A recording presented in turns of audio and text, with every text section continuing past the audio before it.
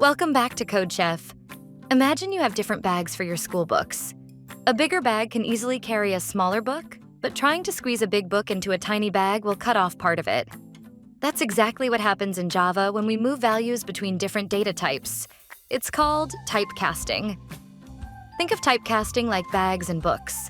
A small book always fits into a bigger bag, safe and automatic. But a large book doesn't fit into a smaller bag unless you trim its pages, and that means losing part of it. Java works the same way. Sometimes conversions are automatic, and sometimes you need to do them manually. In Java, typecasting means converting one data type into another. There are two types. Implicit casting, where Java automatically converts smaller to larger types, like int to double. And explicit casting, where you manually convert larger to smaller types, like double to int using parentheses.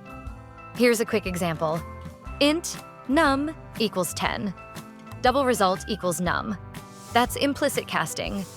Then double pi equals 3.14. Int whole equals, in parentheses, int pi. That's explicit casting. In the first case, Java safely converts 10 into 10.0.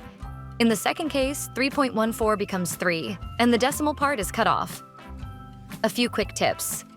Implicit casting always goes from smaller to larger types. Byte to short to int, to long to float to double. Explicit casting is required when going backward. And remember, explicit casting can cause data loss, just like trimming a book to fit into a smaller bag. Now it's your turn. Try the beginner-friendly CodeChef problem called Typecasting Basics.